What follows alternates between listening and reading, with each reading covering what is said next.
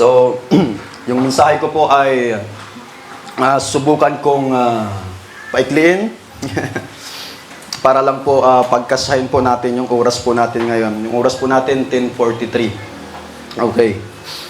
So, yung mensahe po natin, kung meron po kayong Bible, buklat nyo po. Sabahan nyo po ako dito sa Ephesians chapter 4. Actually, yung mensahe na ito, mga kapatid, ay ibinigay sa akin ng Panginoon habang kami po ay meron po kaming meeting po sa through messenger lang, no? Yung mga kapastoran ng GBHG nung nakaraang Friday. Ano po si Bishop, sila Pastor Tito, Pastor Evelyn, Pastor Tony, maging si Pastor Ravioli, pati po yung mga kapastoran sa Biliran. Tatlo po sila doon. So, may meeting po kami, napakaganda po ng usapan namin. At for me, yun po ay blessing sa akin. Personally po, kahit sa ganoong paraan ay meron kaming fellowship. Iba kasi yung nakakausap mo yung kapwa mo Kristiyano. Tama? Amen? Kaya doon ko po nakuha yung mensahe na sabi dito, building our relationship is stronger. Tingnan nyo po yung katabi mo ngayon. Hawakan nyo po. Yan. Yan po ba ay kapatid mo sa Panginoon? Okay? Si Mami, kahit po ay babalik na po siya sa Canada, pag-pray po natin yung makasama ka pa namin ng ilang Sunday na po. No? So, nawaloobin ng Diyos bago po kayo bumalik ay may pag-pray ka po namin. Ano po, sa biyaya ng Panginoon. Although po si Mami at si Nailinda, hindi po talaga as in na dito po yung nakasama natin noon. No? Pero, kapatid po natin siya sa Panginoon. Amen? Hindi lang sa loob ng church, maging sa lahat po ng tao na tumanggap sa Panginoon, lahat po yan ay kapatid natin sa Panginoon. Hindi lang dito, wag po natin gawing exclusive, kundi sa lahat ng Kristiyano. Amen po? Okay. So, building our relationship stronger. Basahin ko lang po muli dito po sa translation na aking ginamit sa English po. Therefore, si Apostle Paul po ang nagsasalita, mga kapatid. I, therefore, the prisoner of the Lord, appeal to you to walk worthy of the calling which you receive, with complete humility and meekness, with patience, bearing with one another in love, striving to keep the unity of the Spirit in the bond of peace. Verse 4, there is one body. Ilan lang po ang katawan? Isa lang. There is one body and one Spirit, just as you are called in one hope of your calling, one Lord, one faith, one baptism, one God and Father of all, who is above all and through all and in you all. Sa unang talata po na binanggit po ng apostol po ng ating Panginoon, ang sabi po niya rito sa Tagalog, kaya't ako na isang bilanggo dahil sa Panginoon. Actually po, yung chapter na ito, si Apostle Paul po ay nakakulong, okay, sa Ephesians. Or sa Philippians, kung di ako nagkakamali, ano? Pero alam natin na yung nangyari kay Apostle Paul, siya po ay nabilanggo dahil sa pagsunod niya sa Panginoon. Amen? Naranasan niya po yung ganoong pangyayari dahil lamang po sa pagsunod niya sa Panginoon. At hindi lamang po yan, siya po ay bilanggo sa yung hindi literally na bilanggo, kundi ipinapasakop niya ang kanyang sarili sa pagsunod niya sa ating Panginoon. Kaya nasabi niya, kaya't ako na isang bilanggo dahil sa Panginoon ay nakikiusap na mamuhay kayo gaya ng nararapat sa mga tinawag ng Diyos. Ito po ang pangbungad po na ating mapapansin na pinapakiusap ni Apostle Paul doon sa kanyang mga tinuturuan. Na kung saan sabi po niya, hindi lamang doon sa mga sinusulatan niya sa panahon na ito, maging sa atin din naman po. Amen? Nasabi niya, nakikiusap siya o nakikiusap ang Diyos sa atin sa pamagitan ni Apostle Paul na tayo po ay mamuhay ng ayon sa nararapat na pagkatawag ng Diyos. Bakit po? Kasi hindi maikakaila na may mga tao o may mga Kristiyano na tinawag ng Diyos pero hindi namumuhay ng ayon sa kalooban ng Diyos. Naniniwala po ba kayo mga kapatid? May mga tinawag ang Panginoon pero yung life nila hindi naka-align sa kalooban ng Diyos. Although kiniklaim nila na they are Christian, they are believers of Jesus Christ, pero ang nangyayari mga kapatid, yung life nila napakalayo sa kalooban ng Diyos. Kaya naman si Apostle Paul nakikiusap sa mga mananampalataya na kung maaari, mamuhay kayo ng ayon sa nararapat. So ngayon po mga kapatid, bawat isa po sa atin ay magkakapatid sa Panginoon. Tama? Alam naman natin, iba-iba yung apelyido. Meron dito Almeranes. Meron dito Alba, yan, Sister Ina. Gabayan, iba-iba po ang apelyido natin, tama? At iba-iba rin yung muka. Iba-ibang hugis ng ilong. Tinan mo yung katabi mo, anong klaseng ilong meron siya? Di ba? Amen? Merong parang kalabasa yung ilong. Meron ba? Merong pipino. Iba-iba po yung hitsura natin, pero lahat tayo, sa paningin ng Diyos, sa paningin ng ating Panginoon, ay pantay-pantay at isa sa harapan ng ating Diyos. Amen? Wala pong magkakaiba sa atin. Marahil po yung hugis ng ating noo magkakaiba. Yung itsura natin magkakaiba. Pero sa paningin ng ating Panginoon, lahat po tayo ay iisa. Amen po? Magkakamuka. Kasi we are created in the likeness and image of God. Amen? Kaya dito nabuo yung salitang walang pangit na mga anak ng Diyos. Nung una, nung hindi pa tayo anak ng Diyos, ano tayo? Pangit. Kasi dahil sa impluwensya ng demonyo, ginagawa niyang pangit ang na-impluwensyahan niya. Pero ngayon, dahil tinanggap natin si Jesus, ang impluwensya ng ating Panginoon, pinapaganda tayo, pinapapugi tayo, kaya ang nangyayari, walang pangit sa atin. Tinan mo yung katabi mo ulit. Anong itsura niya? Pangit ba yan? O gwapo, pugi? Maganda. Amen? Palapakan po natin ang ating Panginoon. So, merong binanggit dito mga kapatid, no? Na bearing with one another in love, striving to keep the unity of the Spirit. Na pagtiisan natin ang bawat isa sa pag-ibig at pagsumikapan natin ang kapayapaan ang pagkakaisa sa tali ng kapayapaan. Sino po ang sinasabihan dito? Yung mga mananampalataya. Yung mga Kristiyano. Yung mga sumusunod kay Kristo. O tayo na nandito ngayon sa loob ng building na ito, ang Jesus the brightest of His glory family. Gusto ng Diyos, sabi dito ng ating Panginoon, pagtiisan ninyo ang bawat isa sa pamamagitan ng pag-ibig at pagsumikapan ninyo na may pagkakaisa sa tali ng kapayapaan. Kaya po dito ko po nakuha mga kapatid, yung team natin, building our relationship is stronger. Bawat isa sa atin, minsan hindi natin naisip na isang araw makilala mo siya bilang kapatid mo sa Panginoon. Dahil ang may takda po, o yung may akda na gawin mong kapatid ngayon, yung katabi mo, ay ang Diyos. Hello? Gustuhin man natin sa hindi, ang Diyos ang pumili yan para gawin mo siyang kapatid. Tama po? Kahit sabihin ko man, ayaw ko siyang maging kapatid. Pero kapatid, ang may takda niyan, yung nag-approve niyan, ang Diyos, hindi ikaw. Amen. Kahit ayaw mo sa isang tao, sabi nga natin noon, pero ngayon, pinagdiinan ng Diyos, ang Diyos ang pumili yan para maging kapatid mo. Di ba kapag sa loob ng pamilya, yung biological family po natin,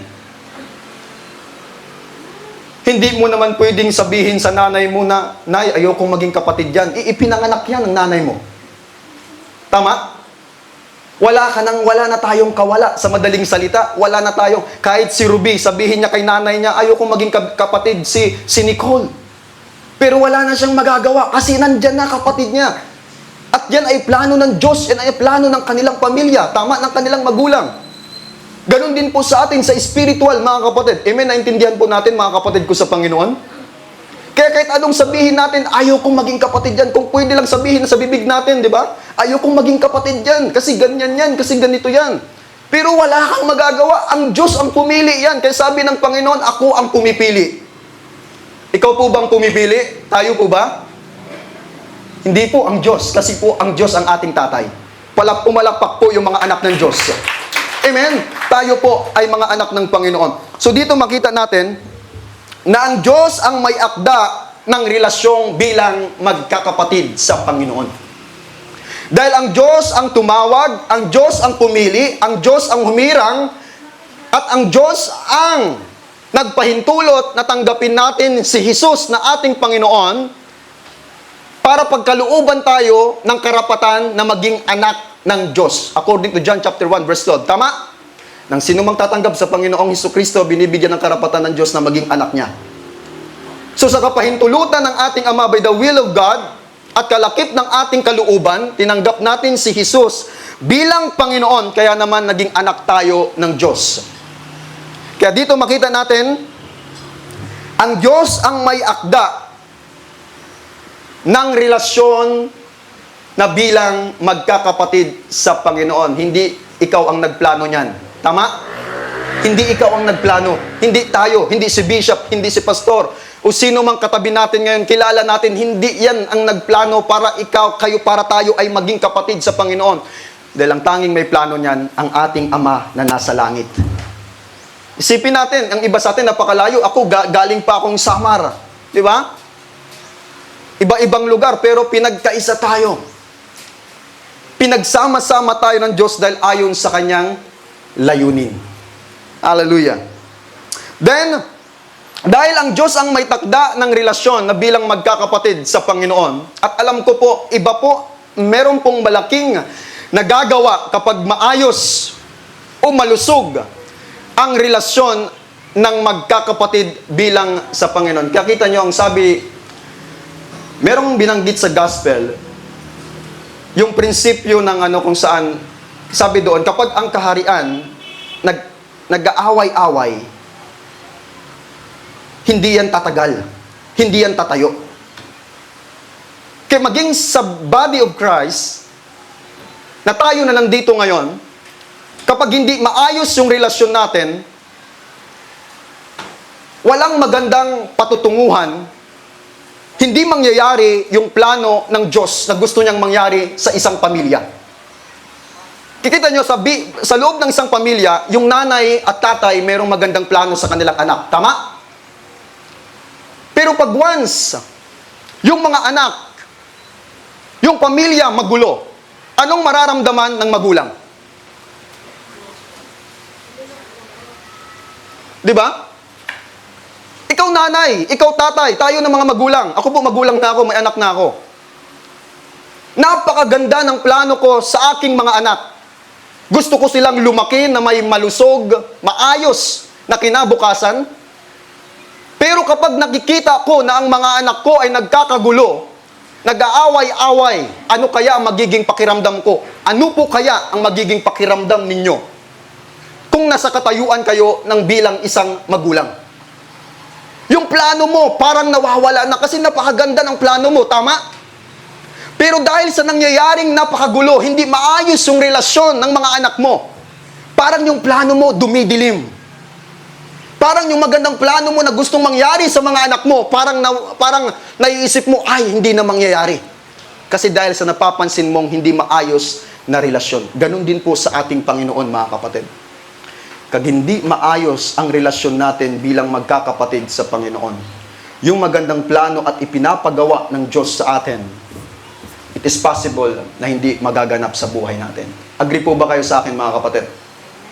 Kaya sabi doon sa Psalms 133, see how good and how pleasant it is for brethren to dwell together in unity. Masdan ninyo napakainam na makita ng magkakapatid na nagkakasama o nagsasama-sama na nagkakaisa. Pero kapag hindi maayos ang relasyon, walang pagkakaisa. Tama? Subukan nyo. Alam ko, na-experience din po natin na walang pagkakaisa sa magkapatid na hindi maayos ang relasyon. Lagi silang merong contradiction. May kontra. Tama? Amen? Amen po ba? Amen. Laging may kontra. Bakit? Kasi hindi tama, hindi maayos ang kanilang relasyon. Merong suggestion ng isa, merong naisipan, pero dahil hindi maganda yung relasyon nila, lagi siyang kontra. Hallelujah. Then, dahil ganito po, mga kapatid, dahil Diyos ang may takda ng relasyong magkakapatid, kasi hindi naman natin naisip noon na tayo po ay magkakakilala. Tama?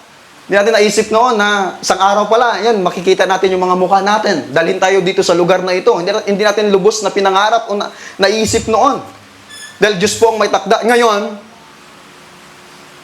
pilit na sinisira ng kaaway, and I believe na ang may gawa ng kasiraan, kasi according to the John chapter 10 verse 10, the devil comes to steal, to kill, and to destroy. Tama? Yun ang purpose niya. Yun ang layunin niya. Sirain, wasakin, at agawin. Yun yung number one na layunin ng kaaway kung bakit siya dumating dito sa mundo. Ang una niyang na-destroy, yung relationship ng tao sa Diyos. Yun po ang una niyang dinestroy. Yun po ang una niyang dinestroy, yun ang una niyang pinatay, at yun ang una niyang inagaw. Hanggang ngayon, yun pa rin ang nangyayari. Kaya kapag merong magulong nangyayari sa loob ng isang pamilya, biologically speaking, din sa spiritually, kapag merong kaguluhan na nangyayari, ang may author niyan, hindi ang Diyos, kundi ang demonyo. Kaya sabi sa Ephesians, ang kaaway natin, hindi tao. Tama? Ang kaaway natin, ang demonyo.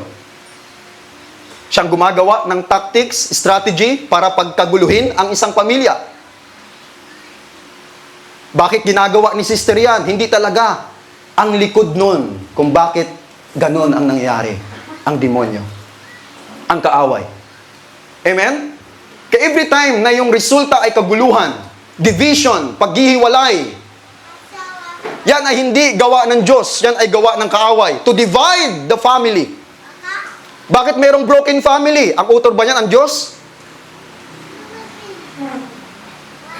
Bakit yung mister nagloko? May asawa na nga, nagloko pa. Ibig bang sabihin, plano ng Diyos yun? Sabi ng Bible, kinamumuhian ng Diyos ang paghihiwalay. Kung hindi po ako nagkakamali ko, sa Book of Amos po yata yon. Ang sabi niya, He hate divorce. Bakit nabanggit yon ng prophet? Kasi, yung Israel, bumabaling sa ibang Diyos. Kaya sabi ng Panginoon, I hate divorce. Kinamumuhian ko ang paghihiwalay.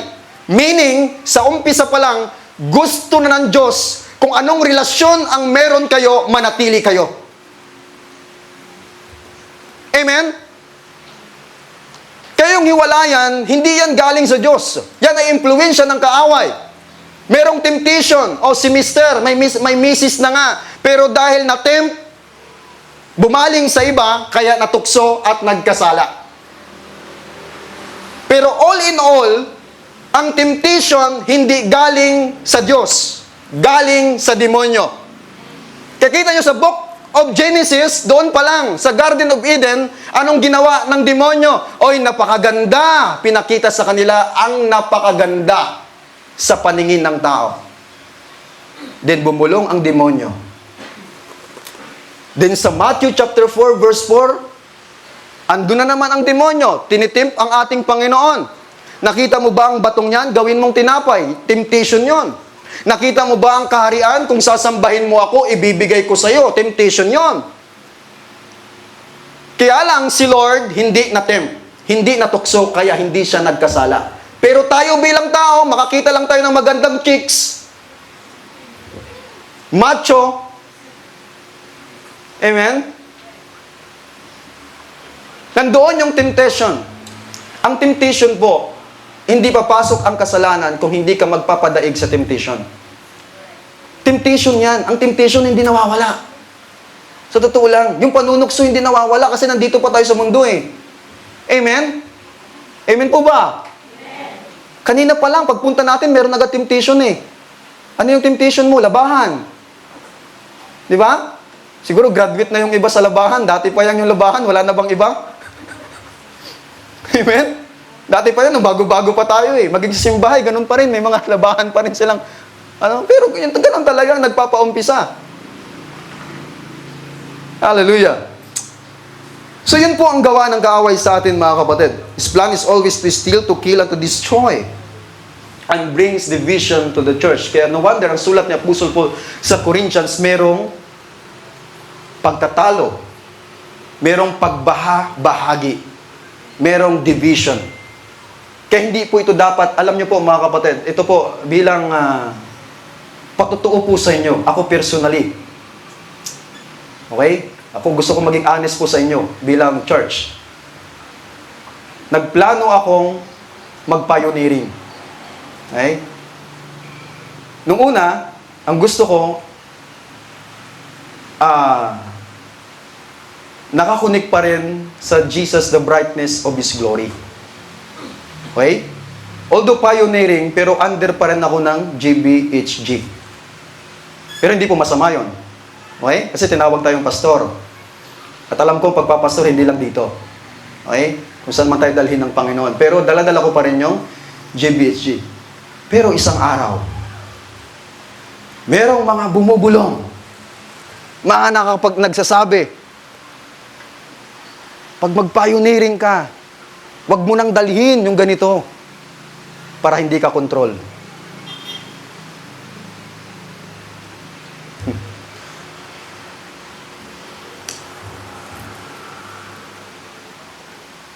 Alam ko maraming nangyayari sa church. Tama? Kung isipin natin, titingnan natin, madidisappoint ka lang, madidiscourage ka lang. At parang magkakaroon ka ng rason para lumayo. Pero alam nyo, pag merong divine intervention ng Lord, anumang plano ng tao, hindi mangyayari. Gustuhin mo mang umalis dahil nasaktan ka, dahil na-disappoint ka, dahil na-discourage ka, dahil meron kang naririnig na hindi maganda, hindi nakakatulong sa'yo. Pero kapag merong divine intervention na sinasabi, mananatili ka pa rin sa kung saan ka nakatayo. Amen? Kaya yung mensahe ng Lord, hindi lang sa inyo, maging sa akin, building our relationship is stronger. At pag sinabing relationship, ito po ay pinagbuklod ng dalawang panig. Tama? Hindi pwedeng makipagrelasyon ka sa sarili mo. Hindi yun relasyon ang tawag. I am in a relationship with myself. O sige, mag-change ka na ng status mo sa Facebook. Tapos yung nakalagay doon, I'm in a relationship with myself. Pwede ba yon? Makipagrelasyon ka sa sarili mo? Brother Kian, kunwari wala si Sister Rachel. Tapos sa Facebook mo, I'm taken. Tama ba? Taken. Sinong ano mo? Me and I and me and I and myself. Wow. Pwede ba yon? Makipagrelasyon ka sa sarili mo? Kaya pag pinag-usapan yung relasyon, kaya nga po, di ba sa aral po ng Biblia, our salvation hindi nakadepende sa relihiyon, kundi sa relasyon natin sa Diyos. Tama? So meaning, kapag sinabing relasyon, it composed of two person or higit pa. Kami mag-asawa, kaya merong relasyon, kasi dalawa kami. Tama? So dito mga kapatid, para maging maayos yung relasyon, mamaya po tutungo po tayo dun mga kapatid, sa tinatawag na kailangan dalawang panig, both parties, yung merong desire na mapaayos yung relasyon na meron sila. Kunwari, yung misis lang yung may desire na maging maayos yung relasyon nila, samantalang yung mister niya ayaw. Paano mag-work yung relasyon kung ikaw lang yung nagde-desire? Tama, Sister Maritz? Ikaw lang yung nagpupursige na maayos yung relasyon na binuo ninyo o binuo ng Diyos. Ikaw lang yung may desire, samantalang siya ayaw na. Mag-work kaya yon? Kaya dito sa usaping relasyon, dapat bawat isa na nakapaloob sa sinasabing relasyon ay dapat nagnanasa na maayos yung relasyon na meron sila. Ako bilang pastor, hindi lang ako ang dapat na magnanasa na kailangan maging maayos yung relasyon natin, mga kapatid, kayo na sa congregation. Pero samantalang kayo, wala naman kayong desire na maayos yung relasyon ninyo sa akin. Paano yun mag-work? Kung even kayo, ayaw ninyong i-desire o gawin yung mga hakbang na dapat maayos yung relasyon na meron tayo. Ganon din yan sa Diyos. Ang Diyos gusto niyang makipagrelasyon sa tao. Ang tanong, gusto ba ng tao makipagrelasyon sa Diyos? Malaking katanungan yun. Kasi noon pa man, gusto na ng Diyos na makipagrelasyon sa tao. Tama? Pero ang tao lang ang ayaw makipagrelasyon sa Panginoon. Amen. Agree po ba kayo sa akin, mga kapatid? Noon pa man, ayaw ng tao pero ang Diyos is always willing and able. Kaya nga sabi sa Romans chapter 5 verse 8, nung tayo'y mga makasalanan pa, the moment that we are sinners, wala pa si Lord, minahal na niya tayo. Kaya nga sabi nga, ang unang nangligaw sa atin, hindi tayo, kundi ang Diyos sa atin. Amen? Siya ang unang nagparamdam ng pagmamahal sa atin kasi gusto niyang makipagrelasyon sa atin. Ang question lang, yung malaking question lang, nasa tao yan kung gusto niyang makipagrelasyon sa Panginoon. Kaya yung relasyon na binuo ng dalawang panig o magkabilang panig, magwo-work lang yan, mag-grow lang yan, mabibuild lang yan stronger kung both parties merong desire na maayos yung relasyon na meron sila. Yung tatay sa anak. Yung anak, gusto niya maging maayos yung relasyon niya sa anak niya. Kaya gumagawa siya ng way. Gumagawa siya ng paraan para makuha yung loob ng anak niya.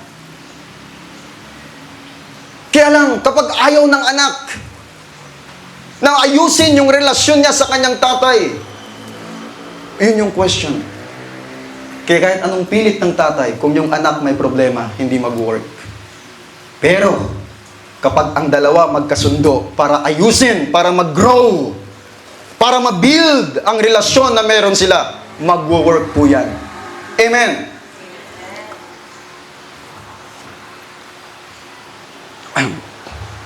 So now mga kapatid, dahil usapang relasyon, kasi napakarami namang relasyon sa mundo, tama? Relasyon sa nanay, sa kanyang asawa, relasyon ng magulang sa anak, sa magkakaibigan, sa magkakasintahan, maging sa kapwa natin, kung meron man, napakarami.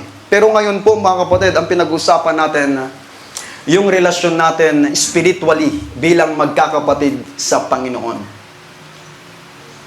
Building our relationship stronger. Pag sinabing stronger, anumang bagyong dumating sa buhay natin, nananatili pa rin tayong magkapatid. Amen?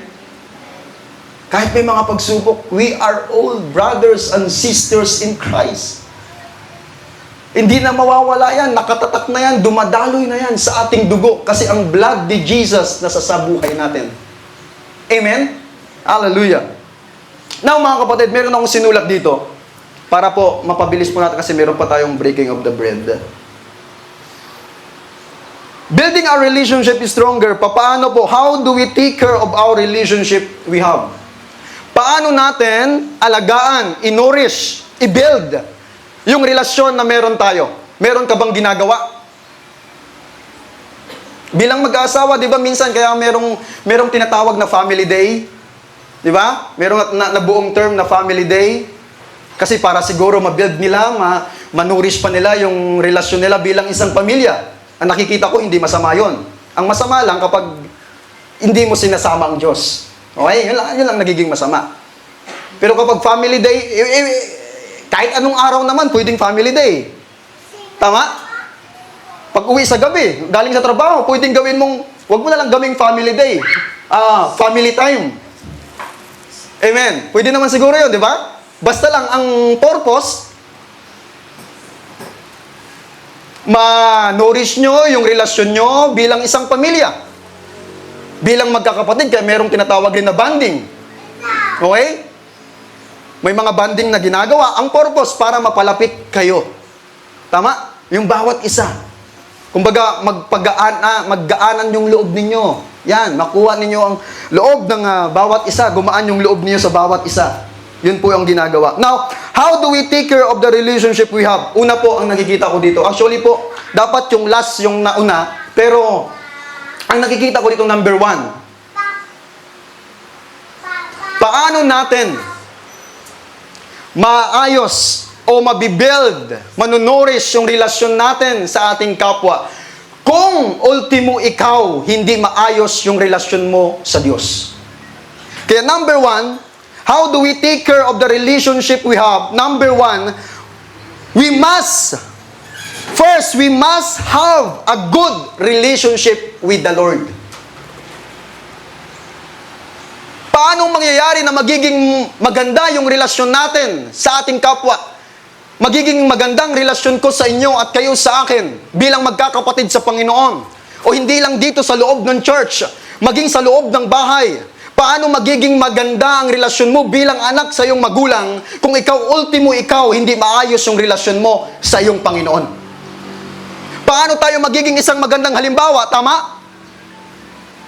Kung ako mismo, hindi maayos yung relasyon ko sa Panginoon. Kung ako mismo, pinapabayaan ko yung quality time na dapat kong ibigay sa Panginoon. Kung ako mismo, pinapabayaan ko yung oras na dapat ibinibigay ko sa Diyos. Ngayon, paano ko may apply, may ayos yung relasyon ko sa inyo bilang kapatid ko sa Panginoon kung ako mismo hindi maayos yung relasyon ko sa Diyos? Kaya number 1, first, we must have a good relationship with the Lord. Kakita nyo, dito sa mundo, maraming tao nag-aaway-away. Tama? Maraming krimen. Ultimo nga, biologically speaking, kahit kapatid mo yung papayan, nagawa pa rin nilang patayin. Nagawa pa rin nilang lasunin. Nagawa pa rin nilang nakawan, siraan. Di ba merong ngayong trending na artista na ninikawan ng sarili niyang kapatid? Magkapatid po yun biologically. Pero bakit nagawa niya ng masama? Meaning, nangyari yun kasi hindi tama yung relasyon nila sa Diyos. Agree po ba kayo sa akin, mga kapatid? Amen. Kasi in the first place pa lang, kung tama na yung relasyon niya sa Panginoon, nagiging tama din yung relasyon niya sa kanyang kapwa. Kaya may nabasa ko sa Facebook, the greatest of all relationship is in the relationship with the Lord.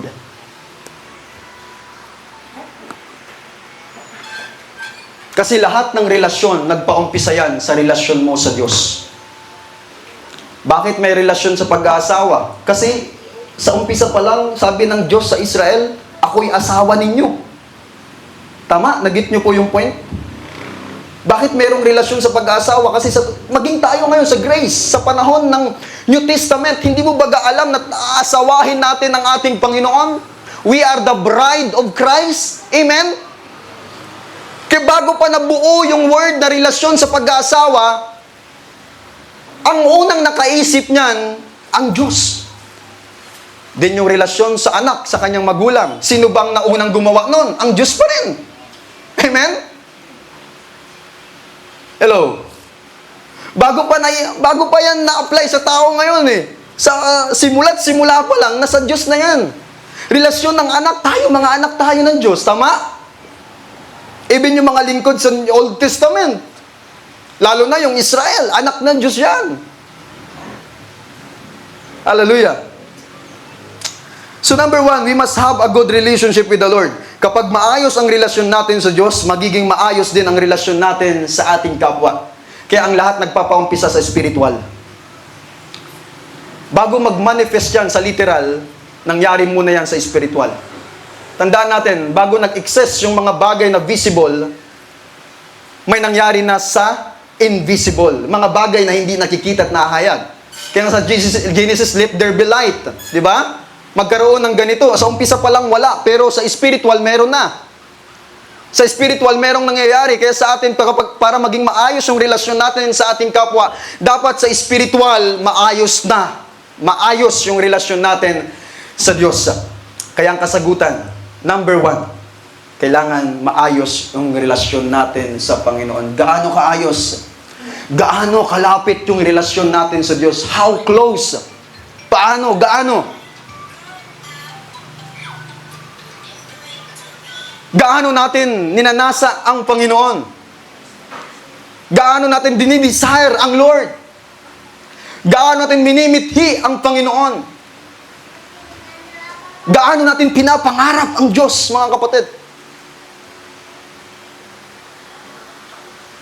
Kaya sa atin bilang isang mananampalataya, para maging maayos yung relasyon natin sa bawat isa, kailangan matiyak din natin sa ating buhay, sa ating sarili, na maayos din, dapat una, yung relasyon natin sa Diyos.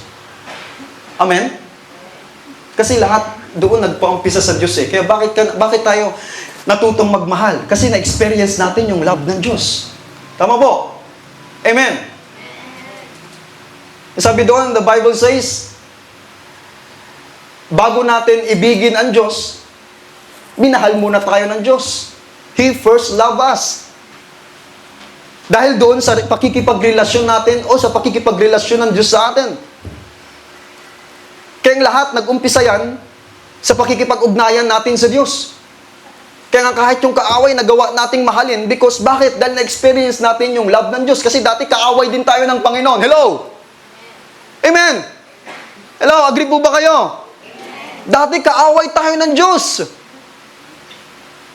Kaya natututunan din natin ibigin ang ating kaaway kasi tayo din naman na-experience natin yung pagmamahal ng Diyos nung sa panahon na tayo'y kaaway pa ng Diyos. Kaya number 1, mga kapatid, we must have a good relationship with the Lord. Then pangalawa, ito pong sinasabi ko kanina. Both parties must have a mutual desire to grow their relationship. Bawat panig dapat mayroong pagnanasa. At yung preaching na ito, yung message na ito, mga kapatid, I believe na kinikilos ang ating puso para tayo mismo din mag-desire at magdesisyon. Hindi, kailangan kong ayusin to. Uy, may gulo sa church. Uy, may gulo sa pamilya. Hindi, kailangan kong ayusin ito. Hindi ko hayaan na magulo. Hindi ko hahayaan na magkawatak-watak at magkahiwa-hiwalay. Kasi meron kang desire. Kapag meron kang desire na gusto mong maayos ang isang bagay, meron kang ginagawa. Tama? Pero kapag wala, paano? Paano kung isang tao lang sa loob ng building na ito ang nagnanasa na gusto niyang maging maayos ang relasyon natin kung kayo ay ayaw ninyo? Paano mangyayari yon? Kaya pangalawa, both parties must have a mutual desire to grow their relationship. Sabi ko kanina, sa usapin ng relasyon, yung word na relasyon or relationship, hindi lang yan tumatayo sa iisang tao, kundi dalawa o higit pa. Tayo, higit pa tayo sa dalawa, magkakapatid tayo sa Panginoon. Tama? We are more than two. Kaya dito, sama-sama nating ninanasa. Halimbawa, may nabalitaan ako, nagkakagulo. Anong gusto mo? Hahayaan mo na lang bang mawasak? Hahayaan mo na lang bang... Amen? Number 2, mga kapatid. Kung sinusulat ninyo, isulat nyo ito. Both parties. Tama ba? Parties. Mga Bisaya, kala nyo, party. Hindi po. Both parties. Magkabilang panig. Must have a mutual desire to grow their relationship. Bawat isa sa atin merong relasyon. Tama? Meron tayong relasyon. Ako, meron akong relasyon sa inyo. Kayo may relasyon sa akin. Tayo may relasyon kay Bishop. At sa lahat, higit sa lahat, tayo may relasyon sa Diyos. Inaayos natin lahat. Dapat bawat isa sa atin merong pagnanasa na ayusin yung mga bagay na alam nating may kasiraan. Alam nating sinisira yung relasyon ng bawat isa sa atin. Amen? Minsan, kapag nalaman mo, nagluko yung partner mo, di ba gumagawa ka ng paraan para maayos? Amen? Gumagawa ka ng way para maayos. Hindi pwedeng mangyari ito. May mga anak tayo, may pamilya tayo, kaya gumagawa ka ng paraan para maayos. Ibig sabihin, meron kang desire. Despite sa kaguluhan, umuusbong ang pagnanasang maayos. Pero kapag wala yon, sabi nga, babay na lang. Kaya kailangan sa atin po, let's pray. Kung wala man yan, hingin mo sa Diyos. Lord, bigyan mo ako ng puso na nagnanasang maayos yung dapat ayusin. Amen? Sa loob ng pamilya. Kaya papasok ditong peacemaker. Ha? Blessed are the peacemaker, for they shall be called the children of God. Peacemaker, gumagawa ka ng paraan sa ikakaayos. Tama? Hallelujah. Pangatlo, mga kapatid. According to the Bible, dito po sa nabanggit natin that we are one body. Okay? Tayo po ay isang katawan. Pangatlo, dapat alam mo, knowing that we are one body in Christ. Tayo po ay katawan ni Kristo. Pakisabing katawan ako ni Kristo. Iba-ibang itsura, iba-ibang muka, iba-ibang apelyido, iba-ibang pinanggalingan, iba-ibang magulang, pero lahat tayo iisa. Tayo ang tinatawag na katawan ni Kristo. We are the body of Jesus Christ na nandito sa mundo. Ngayon, sabi nga doon, mga aral pa noon, mga kapatid, kung naalaala natin. Example, tingnan mo yung sarili mo. Yung katawan mo, iba't ibang bahagi. May kamay, may paa, may ilong, may bibig, may mata, tama? May tiyan, ano pa man yan? Pwede mo bang sabihin sa kamay mo, kamay, hindi kita kailangan? Pwede mo bang sabihin sa ilong mo, Sister Eileen, ilong, hindi ka naman matangos, hindi kita kailangan? Pwede mo bang sabihin yon? Pwede mo bang itanggi yung bahagi ng katawan mo? Ang muka na to hindi makinis, muka ayaw kita. Pwede bang ganon? Yung paa mo, halimbawa, meron kang patay na kuko. Tapos sabihin mo sa paa mo, pangit mo naman, ayaw kita. Puputulin mo ba? Hindi. Ano mang mangyari, bahagi yan ng katawan mo. Tama? At ginagamit mo yan. At nagagamit mo yan. At kailangan mo yan. Kaya yung Bible nagsasabi din, iba-iba man ang pagmumukha natin. Iba-iba man ang pag-uugali natin. Pero lahat tayo, iisang katawan ni Kristo. Ibig sabihin, kahit nakikita mong may patay na kuko, hindi mo pwedeng puputulin yan. Kailangan mo yan. Paano mo puputulin yan? Hindi ka na makakalakad. Kahit may kapintasan yan, kailangan mo pa rin yan. Tama? Ibig sabihin, yung katabi mo ngayon, kahit may kapintasan yan, kailangan mo yan. Hello?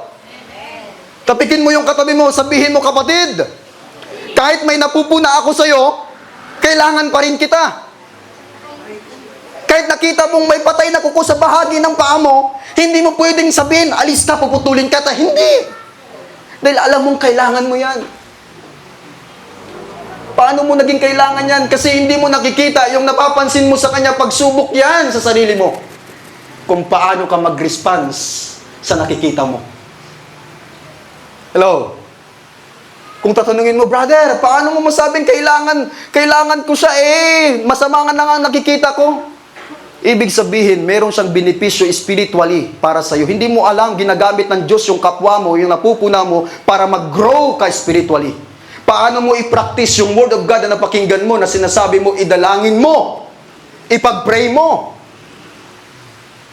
Ngayon, kung may napuna ka sa akin, Na hindi naman ako nakabenepisyo siya ng maganda sa paningin mo, pero sa spiritual, meron po yan dahil ginagamit ako ng Diyos para turuan kang ipag-pray ako. Amen? Para turuan kang mahabag sa akin. May napapansin kayo sa akin?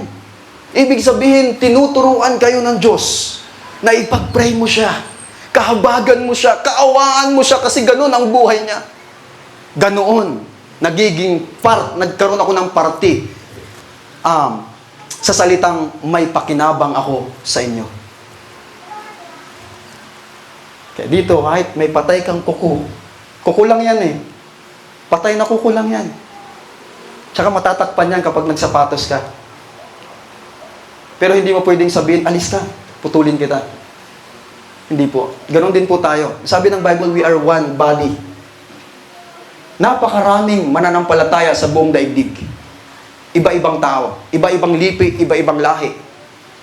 Pero ang paningin ng Diyos, iisa lang tayong katawan. Kaya tayo yung may tamang term that we are the Church of Jesus Christ. Tayo ang Iglesia ni Kristo Jesus. Kapag sinabing church, ibang term din po yan ng body. Body, church, isa lang po yan. Iglesia, isa lang po yan. Yan po ay grupo ng mga tao, ng mga mananampalatayang sumasamba at tumanggap sa Panginoong Jesucristo. Kaya may karapatan din tayong mag-declare na tayo ay Iglesia ni Kristo Jesus. Palapakan po natin ang ating Panginoon. Knowing that we are one body in Christ, Romans chapter 12 verse 4 to 5, sapagkat marami tayong bahagi sa iisang katawan. Napakarami, tama? Napakarami, hindi lang paa, hindi lang ilong, hindi lang bibig. Marami po yan. Sapagkat marami tayong bahagi sa isang katawan. Ngunit hindi lahat ng mga bahagi ay may pare-parehong tungkulin. Yung kamay, yung paa, hindi niya nagagawa yung gawain ng kamay. Tama? Yung mata, hindi niya nagagawa yung gawain ng ilong. Yung bibig, hindi niya nagagawa yung gawain ng tenga. Kaya sabi dito, iba-ibang katawan, pero iba-ibang nagagawa. Ganon din tayo. Iba-iba tayo, pero iba-iba rin ang nagagawa natin para sa Panginoon. Amen? Sapagkat marami tayong bahagi sa isang katawan, ngunit hindi lahat ng mga bahagi ay may pare-parehong tungkulin. Gayon din naman, tayo na marami ay iisang katawan kay Kristo. Sabi niyo, although napakarami natin, pero all in all, iisang katawan lang tayo ng Panginoon. Gayon din naman, tayo na marami ay iisang katawan kay Kristo at ang bawat isa ay bahagi ng isa't isa. Kaya sabi dito, kahit may patay ka na kuko dyan, may kapintasan yan, bahagi pa rin yan ng katawan mo. Tama? Ganon din naman po sa atin, kung meron tayong napupunat, napapansin sa ating kapwa. Sabihin niyo yung nagsisinungaling ako, meron talaga tayong napapansin. Real talk lang, realidad ng isang tao. Marami tayong napapansin bilang tao. Hello? Kayo may napapansin sa akin. Kayo may napupuna sa akin. Ako may napupuna rin sa inyo, napapansin sa inyo. Pero sabi ng Bible, kahit anong gawin mo, bahagi yan ni Kristo. Bahagi yan ng katawan ni Kristo. Kaya hindi mo pwedeng sabihin, hindi kita kailangan. Tinatakwil na kita bilang kapatid. Pwede ba yun, mami? Sa Canada, babalik ka, tinatakwil na kita bilang kapatid. Hindi ganon. Kapatid ko pa rin, kahit sa Canada, no, Sister Marivic. Kahit saan ka man, babalik ka na doon po sa inyong kwan. Kapatid pa rin tayo sa Panginoon. We are one body. Kakita nyo, kahit galing Canada, naghanap siya ng grupo ng mga mananampalataya at tayo ang napili. Kasi naghahanap siya. Walang katawan na gusto niyang mag-isa. Hello? Amen? Walang katawan. Kung tatanungin siguro natin yung kamay, gusto mo ba magkaisa? Gusto mo ba maging isa ka lang na gusto mong humiwalay sa katawan? Kaya bang mabuhay ng kamay na wala ang paa? Kaya bang mabuhay ng kamay na wala ang tiyan? Kaya bang mabuhay ng kamay na walang mata? Hindi po, mamamatay siya. Kasubukan mong putulin ang kamay, anong mangyayari sa kanya? Mamamatay ang kamay, walang buhay. Pero ang katawan na natira, buhay pa rin. Kakita nyo, kahit malayo, galing Canada, nagbakasyon sa Pilipinas, naghanap siya ng katawan. Bahagi niya. naghanap siya. Kasi alam natin, hindi natin kayang mabuhay na nag-iisa. Kailangan natin ng bawat isa. Bakit? We are one body in Christ Jesus. Palakpakan po natin ang ating Panginoon. Hallelujah! Number 4, dito po ako magtapos. Sakto lang po yung oras natin. Ako, conscious ako sa oras eh. Ako po, conscious ako sa oras. Kasi iniisip ko, marami pa tayong gagawin after nito. Lunch na, yung iba siguro nagsasaing pa. So kailangan din natin i-respeto yung mga ganong bagay. Okay, 4. Ito po, ang nakikita kong isa sa napakagandang gagawin ng isa o dalawang pinagbuklod ng sinasabing relasyon. 4. Di ba merong nabuong long distance relationship? Di ba? Si Mami, yan. Sorry po, lagi ko na example si Mami. Ikaw nasa Canada o sa ibang bansa, tapos yung mga mahal mo sa buhay nasa Pilipinas. Ngayon, high-tech na kasi ngayon. Meron ng messenger, social media, internet. Kaya merong communication. Mahirap ang relasyon na walang communication. Naniniwala po ba kayo? Hindi mag-grow ang relasyon kung walang pag-uusap na ginagawa. Una, dapat gawin natin yan sa Diyos. Kapag ikaw hindi nagpipray, kasi yung prayer, pakikipag-usap mo yan sa Diyos. Tama? Kapag hindi ka na nananalangin, nag-grow ba yung relasyon mo sa Diyos? Mabigla ka na lang isang araw, wala ka na sa Diyos. Kasi bakit? Hindi ka nakikipag-usap sa Diyos. Walang communication. Wala kang communication na ginagawa. Walang conversation between, na pumapagitna sa dalawang panig. Kaya number 4, importante dito na meron kayong communication. Pakisabing communication. Nung umatin po kami ng Goan, mga kapatid, doon po nung December 1, sa Tagudin, kila Pastor Jema, merong pastor doon na galing sa Baguio. Ang sabi niya sa akin, praise the Lord. Sabi niya, Pastor, nakakamiss pala. Ngayon ko lang naramdaman yung pagkamiss nung nakita ko na kayo. Pwede pala yun? Naramdaman niya lang yung pagkamiss nung nakita na nila kami. Pero nung wala, parang, siguro, hindi naman niya sinabi, hindi naman details yung pagkasabi niya. Pero sabi niya, Pastor, nakakamiss rin pala. Naramdaman ko ito nung nakita ko kayo. So parang nakapag-isip ako nung iniisip ko po yung mensaheng ito habang sinusulat ko yung word na communication. Kasi yung pakikipag-communicate merong nabibuild. Tama? Kaya minsan, naranasan natin niligawan at naranasan ko rin mangligaw. Anong ginagawa ng nangliligaw? Salita. Mahalimuyak na salita. Kumbaga, mabangong salita. Kaya yung babae, dahil nahuli sa mabangong salita, siya'y nabola. Nabola siya. Bakit nangyari? Dahil sa salita. Alam mo, ang ganda mo. Wala na akong ibang nakitang maganda liban sa'yo. Dahil sa word. Kaya merong kapangyarihan ang communication. Kung wala ang communication, napapatid ang relasyon. Pero kapag continue ang communication, ang relasyon nag-grow. Hello? Say amen.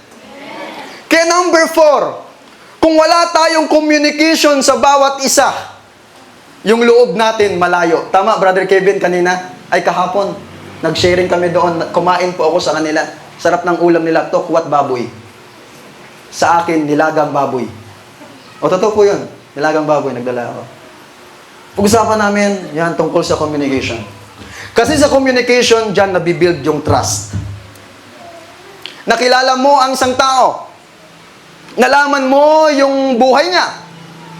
Nalaman mo yung pagkatao niya through communication.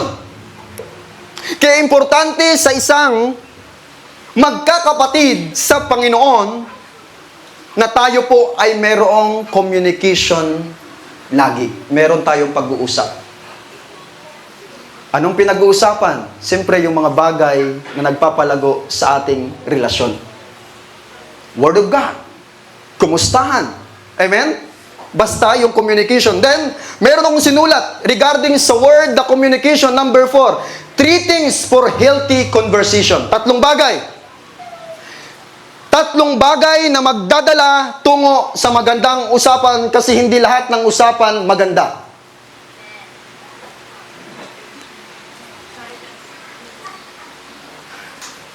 Hindi lahat ng usapan maganda. Yung iba, angin.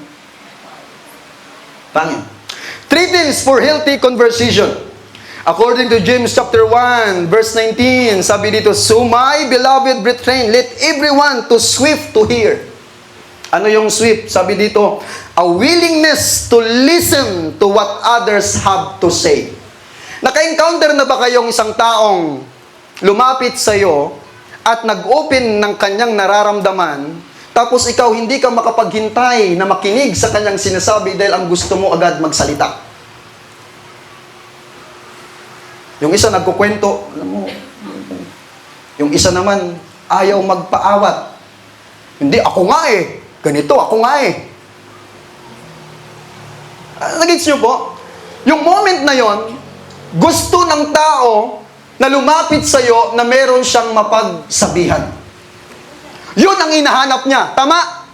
Kasi yun ang alam niyang makakatulong sa kanyang nararamdaman na emosyon.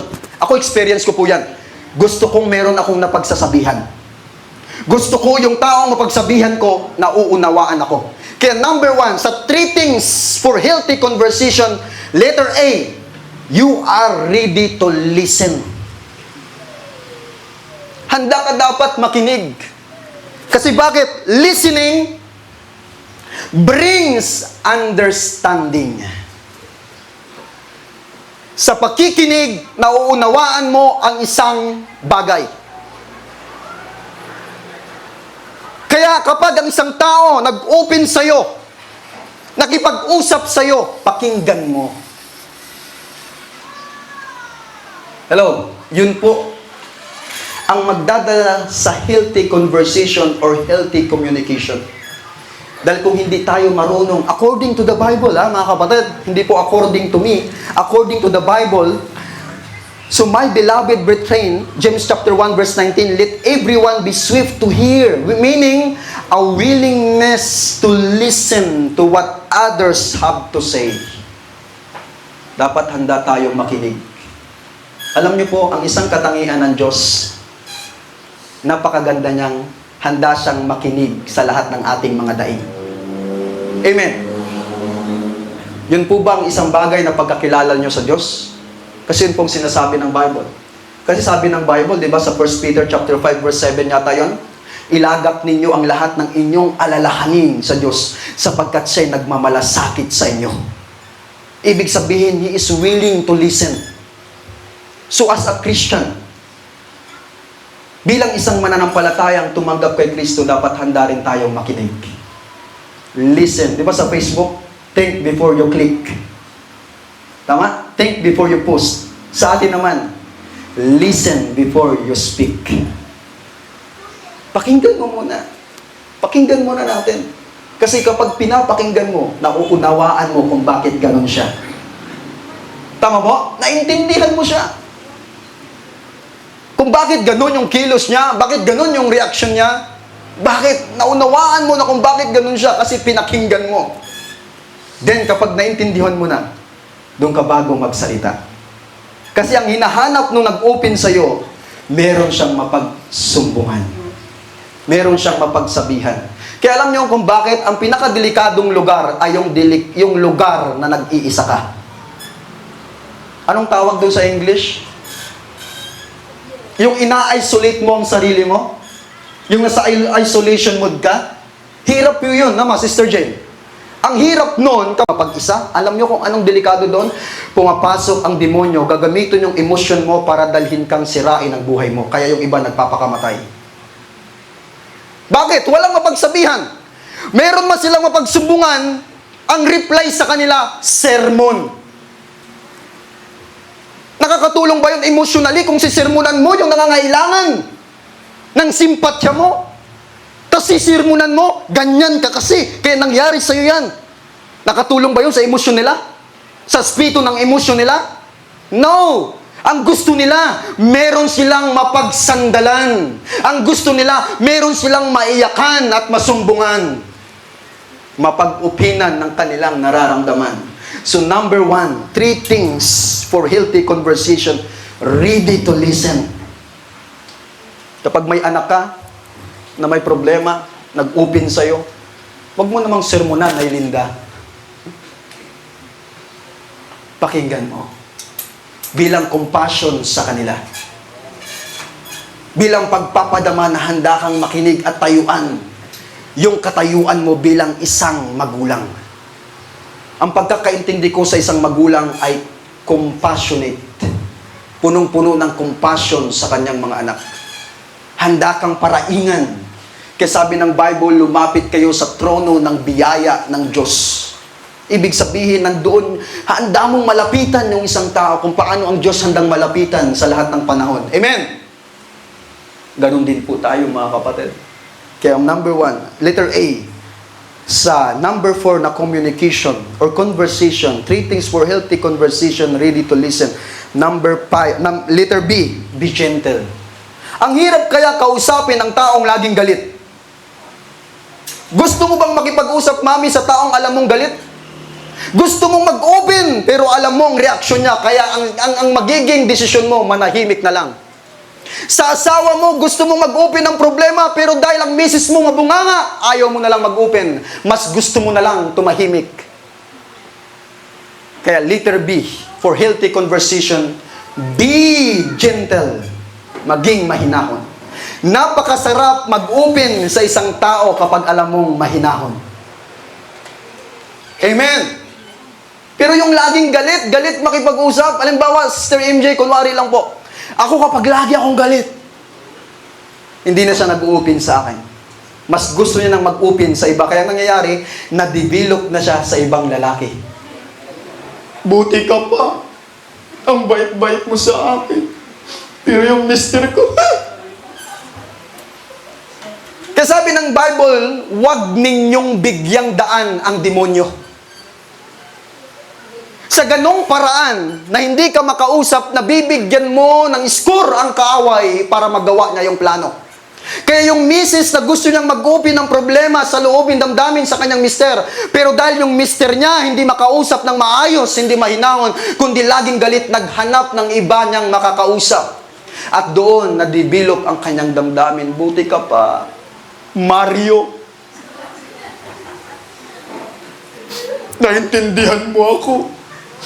Salamat. Si Mario naman, dahil mahina, sabi ng Bible, ang babae, ang mahina ang babae, weak po ang babae. Sa totoo lang, mahina po ang babae. Kaya ang babae, dahil mahina, sinasamantala ng lalaki. Alam ko to dahil mahina ito, dito makukuha. Kaya sinasamantala niya yung ganong pagkakataon para magawa niya yung kanyang naisip na gawin. Kaya kita nyo, may mga babaeng nahulog yung damdamin sa ganun lang pagkakataon. At yung lalaki naman, dahil merong naisip na hindi maganda, nagawa niya yung isang bagay. Dahil nakuha na niya ang loob ng babae. Tama? Sa atin, be gentle. Pangatlo. Ito ang pangatlo. Letter C. Hindi ko kasi binigyan ng number 1, 2, 3, ABC, kasi number 4 po yung ano natin. Letter C. Yan, sa healthy conversation. Ready to correct and ready to be corrected. Handa kang sumuway at handa kang magpasaway. Handa kang magpatama. Yun ang healthy conversation. Merong nagtatama at merong nagpapatama. Yun po ang healthy conversation. Alam niyo kung ang danger nang wala na nagkukorek sa atin? Papunta tayo sa impyerno sa totoo lang. Opo. Yung tipong, bahala ka na sa buhay mo. Kaya yung word na, bahala na gang. Diba? Bahala na gang. Bahala na si Batman. Wala yun sa Kristyanismo. Wala sa vocabulary ng Christian yun. Kaya sa magkakapatid, yung healthy conversation, merong nagtatama, merong nagkukorek, at merong nagpapakorek. Kasi kung wala nang nagkukorek sa atin, kahit mali na ang buhay natin, delikado. Pero kapag merong nakapansin sa atin, sister, brother, tinutama tayo. Ibig sabihin, ayaw tayo mapunta sa kapahamakan. Kaya lang, dapat iposisyon ng isang tinatama na dapat siya ay may pusong teachable heart. Amen? Dapat yung puso natin kapag tinatama ay handang magpatama. Pumalakpak yung handang magpatama. Hoy, merong hindi pumalakpak Amen? Kaya healthy conversation, C. Ready to correct and ready to be corrected. Ang lahat ng ito, mga kapatid, para magkaroon tayo ng stronger relationship sa bawat isa. Ang lahat po ng itong aking binahagi sa inyo ay abot sa aking na pagbulay-bulayan para maibahagi ko po, hindi lang sa inyo, maging sa akin man personally. Kasi sabi ko nga kanina, yung relasyon ay binubuo ng higit pa sa 2 panig. Hindi lang iisa. Hindi pwedeng magsusulo ako. Kaya hindi rin pwedeng masabing meron kang relasyon sa Diyos kung Diyos lang yan at wala ka. Kailangan magkasama yung dalawa. Palampakan po natin ang ating Panginoong Diyos. Hallelujah. So dahil meron